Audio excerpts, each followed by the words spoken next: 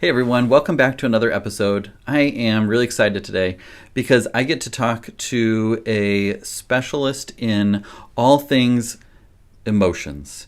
And Elizabeth Sautter is a speech language pathologist. She's an author, she's an expert speaker, and talks with families about emotions, emotional regulation, and we're going to talk through some common issues that I hear. And at the end, I'm going to tell you about a special free workshop that she's putting on that will probably benefit you if you relate to anything that we talk about on this episode. So at the end or in the show notes, you'll see more about that.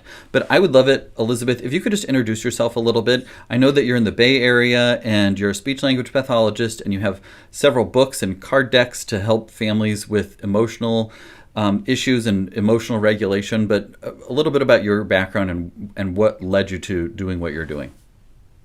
Well, thanks so much for having me, Phil. It's great to be here and talk to your community. Yes, so I'm a speech and language pathologist by trade, but I call myself more of a social emotional coach.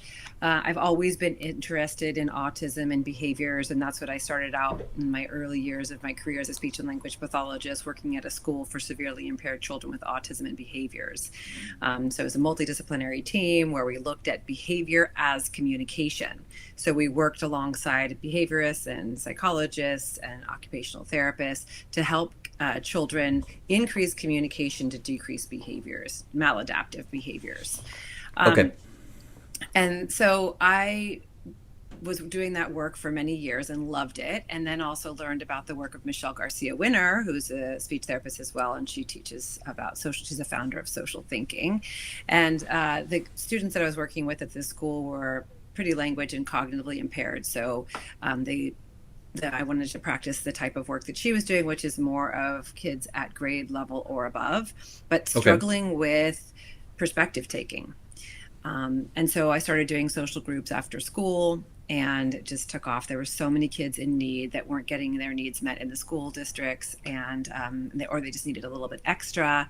And then I got really interested in working in a multidisciplinary team around social thinking and emotional regulation. And so the practice just grew with occupational therapists, and Leah Kuypers came on board, who's the creator of the zones of regulation. And that's how we started implementing more of the self-regulation and emotional regulation piece of it. And so that's just kind of how my career's taken off. On a personal note, I am a sister. My older sister, who is developmentally delayed.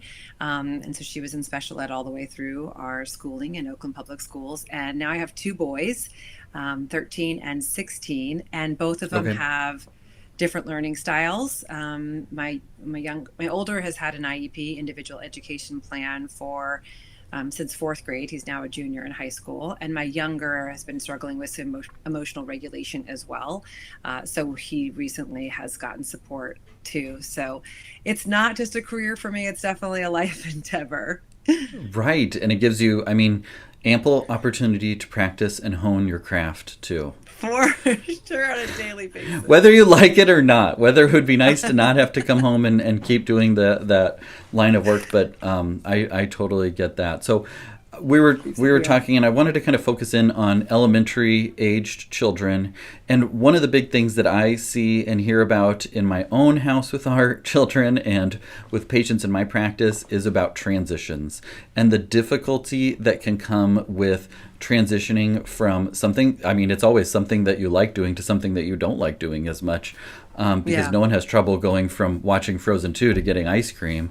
But when you have to turn Frozen 2 off and you have to get in the car to go to school or, go clean your room or something like that's where the challenge lies with helping children transition. So could you share with my audience some practical strategies to help it go smoother for the parents when they are making a transition moment with their child? Absolutely. And let's do a little bit of big picture and specific strategies. Okay. So, because in our course we talk a lot about this, and this has been sort of a light bulb moment for the families that I support, and also me as a mom practicing this myself. But I also want to say that I completely relate to you and all parents out there who struggle with kids that transition, especially because I have two boys who are pretty screen addicted, and now they have Mm, distance learning with, they have the screen right in front of their face. So it's constantly, getting them off of the YouTube and having them focus on the non-preferred, which is the math lesson at hand, and not Right. click over to YouTube or whatever it might be. So it's really hard. But let's go big picture first and talk a little bit about two things when it comes to transitions. One is making sure that you yourself as a parent have enough water in your own pitcher to pour to the cups around you, or it's similar to what they say about having your oxygen mask on yourself before your Right. children, because we're often, frazzled and overwhelmed and not taking care of ourselves, because, that's our culture, as we take care of our kids first. And Sure. oftentimes we think about self-care and another piece of that is self-compassion is a selfish act when we have children around, but really it's essential. And if we don't have that nurturing, positive self-talk, whatever it might be, then we're not going to be able to handle these difficult situations, whether they're transitions or other situations. So in our online course and community, we talk about the WISE model, which stands for wisdom, intentionality, self-care, and everyday strategies. And it's a bottom-up approach. So that self-care has to be there in order to manage these situations and to have your thinking cap on to not get dysregulated. Sure. So that's one piece. And I do a lot around self-care and compassion with, focusing on my own needs in terms of, for me personally, and I'm in California, so it's super lucky I can get out in nature and yoga, and I drink warm tea, and, I'm focusing on my breathing and mindfulness so I can have that pause button when I need it to retrain my brain to be able to handle these situations. And so that is a big piece of being able to handle these transitions. And then also the other big picture piece that I wanted to mention is the environment and how we're setting up ourselves and our children for success. Okay. So when we're thinking about transitions, right, it's that getting out the door, getting off, frozen, like you said, to come to the dinner table or wherever it might be that's maybe a little bit non-preferred. Stop playing your game, maybe stop reading your book. Screen is huge. And so let's think about doing the beforehand piece of it, which is, making sure that there's some expectations and structure. Kids thrive on predictability. So setting it up for knowing what's to be expected, whether that's, if you're trying to transition out the door, for those of you who are going to school, it's getting yourself prepared and ready the night before. And then talking about what the morning might look like. We want to help our kids with that mental image of, tomorrow you're going to be, let's see, what are kids doing these days? Name something that your children are doing at school, because my kids are not in school, so it's like they're not having recess right now. Right, exactly. Well, we can pretend that it's a non-pandemic. Yeah, like you're going to school, you're going to see your friends. Yeah. Yeah, okay. Or maybe it's that, today is the day that you're going to bring your treats for your kids, for your friends, because it's a party day or something like that. And so what do we need to get done beforehand so that it's not a lot of last minute things during that transition right out of the door in the morning? So getting prepared ahead of time, maybe putting the clothes out, maybe, making sure that you're doing the things that you need ahead of time, and then priming them for what's going to come. So that is, the briefing, like that attorneys do before they go into a court case, or like, a scrimmage before you have the actual game. You can role play whatever you might want to do. What does that look like? It actually reminds me of when we used to run social groups at Communication Works, one of my companies, that we would have parent talk time, training the parents on what to do in their natural environments, and the kids would always get really dysregulated, and it felt like, the parents were like, oh, you're sending our kids home, because they're at the end of the session, really ramped up, and it's not structured, and they're playtime, and then they're like, oh, the kids are dysregulated, leaving. And so what we started to do is we started to practice and role play the actual, okay, we're going to be a whole lesson, when the kids started in group, was how to interact with each other and stay regulated during the free time when we're out with parents. So just things like that to get the kids ready for these difficult times of transition. Priming and preparing and role playing can be really, really helpful for setting up the environment and getting them prepared. You can even use visuals. Many people use visual schedules to get the children engaged. They can collaborate in what kind of schedule they like to do, whether it's a when you do this, then we do that, flipping it, using clothespins to have it tactile, whatever it might be, to set them up for success for these transitions. So I that's a love little that. bit of the foundation. I think that's so helpful because I think a lot of parents are worried, like, I don't want to bring it up that we have to leave in 5 minutes because then they'll be angry. So I'm going to spring it on them at the last minute. But what you're saying is if they know what's to come, it makes the transition easier. And we've prepared them and primed them for that. Like, hey, when it gets to, after she sings such and such song about reindeers, then it's time for us to turn the show off so that they're prepared rather than the surprise of, we got to go and you need to put your shoes on and all these things from something that I prefer doing to something that I don't prefer doing. Absolutely. And I would even, that's a little bit more in the moment and a tiny bit Yeah. like before the moment, but even before that, like maybe even, maybe you've noticed that this is something that's challenging for your child. And so you can collaborate with them and say, hey, I noticed it's hard to get off movies when we're watching TV when I'm preparing dinner, and then you come and we're turning the TV off for dinner.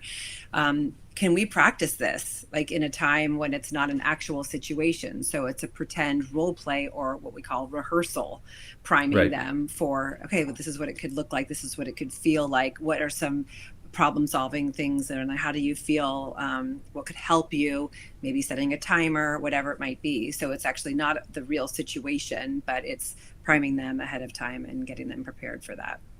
Perfect. And then when you're actually in the situation or right before the situation, absolutely, then you can say, not to be scared at all, but you can say, hey, dinner in 5 minutes, or, actually it's not quite ready yet. We have 10 more minutes. You could turn it off now and get yourself ready, or however you might want to handle that. And so preparing them with either a nonverbal cue, a visual cue, or a verbal, knowing what's best for your child. And then sometimes you can, if they're still struggling, one of the magic tricks, there's two magic tricks I want to give you. One is providing a choice.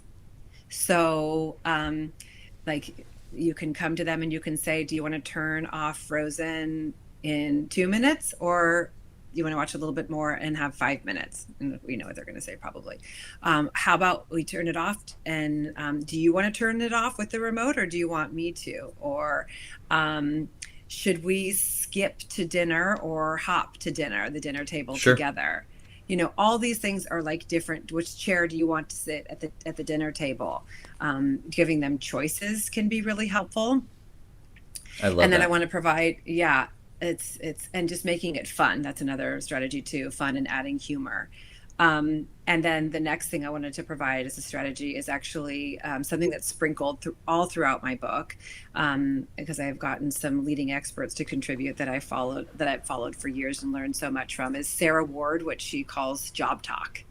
Okay. And basically it's adding ER to the end of a noun. So you're turning a verb. So you're turning a verb into a noun. So instead of Okay. saying, set the table, you're saying, can you be the table setter? Okay. So instead of saying, brush your teeth, you're saying, can you be a toothbrusher? I love that. That I have a 4-year-old that would just like put your shoes on.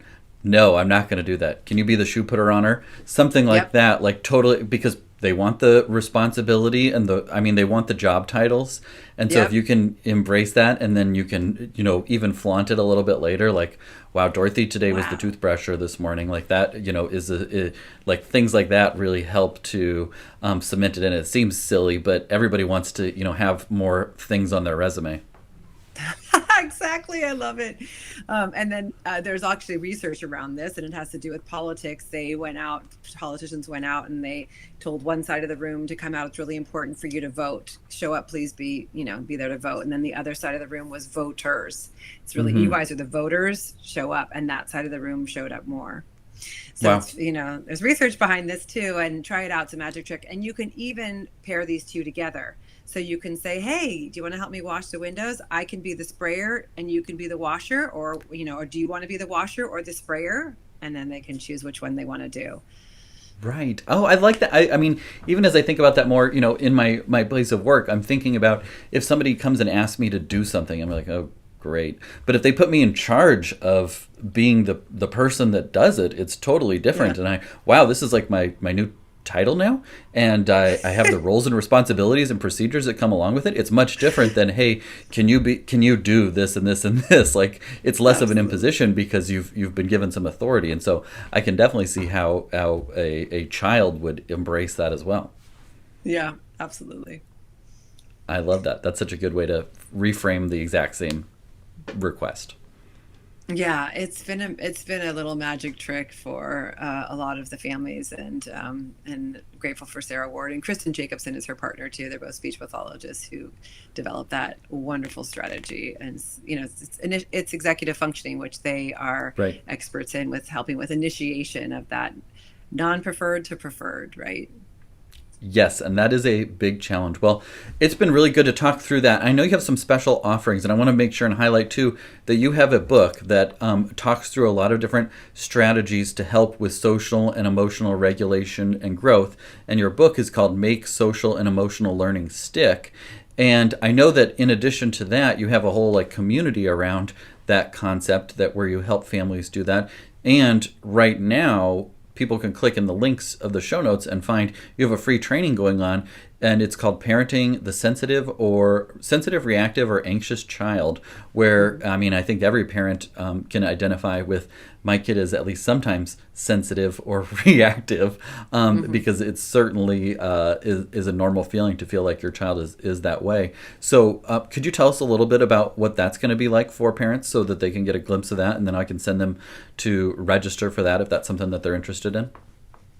Absolutely. So myself and Rebecca Brandstetter, who is a school psychologist and an expert in executive functioning, got together, and she's written the Everything Guide to Executive Functioning, and I have wanted to put my book into an online forum as well because just to have greater access to people who I can't see one on one, Sure. and also because my book is filled with over 200 strategies for how and what to do with your child in the home, community, holidays, and special event, and bridging home and school with social emotional learning in very simple ways, just sprinkled in. It's not meant to be like an add on, but more of an add into your busy daily Gotcha. lives.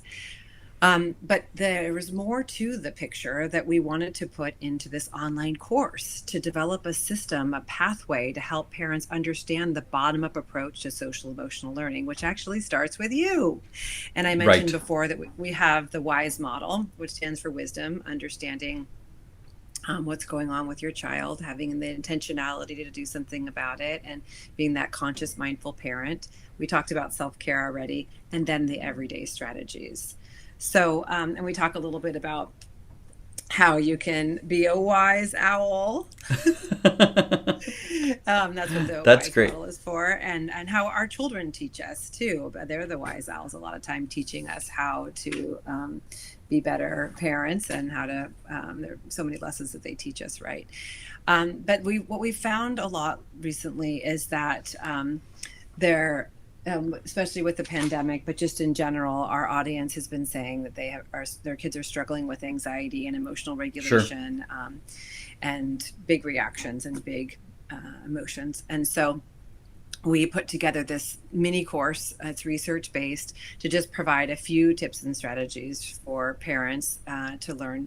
Um, just little nuggets of information to be able to manage these situations. And so hop on over there. We're also going to be doing a promo launch with a bunch of bonuses and free Facebook training. So there'll be more information. Awesome. I'm sure you'll be sending it out to your audience. So it's going to be a lot of fun.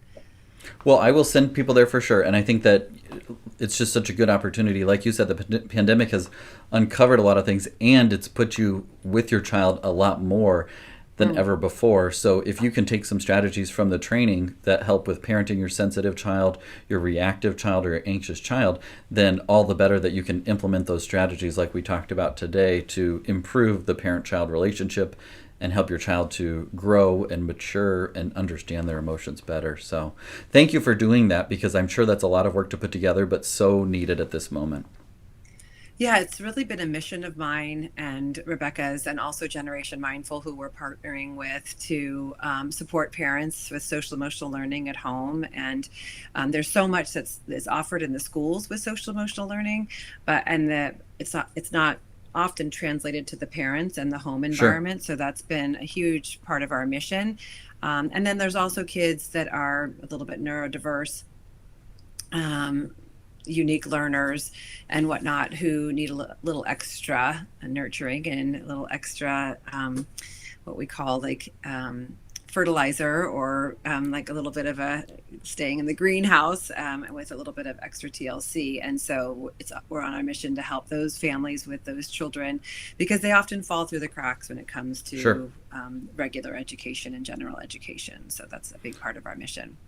Well, and especially in a pandemic, so all the more important at this moment. So thank you so much. It was a pleasure to get to talk with you.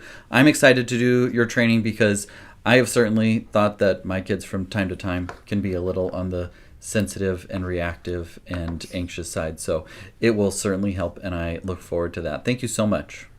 Thanks for having me, Phil. Thanks for watching. Before you go, will you hit the thumbs up like button, because that will make me feel great and it will make you feel great too. Hit subscribe so that you don't miss another episode.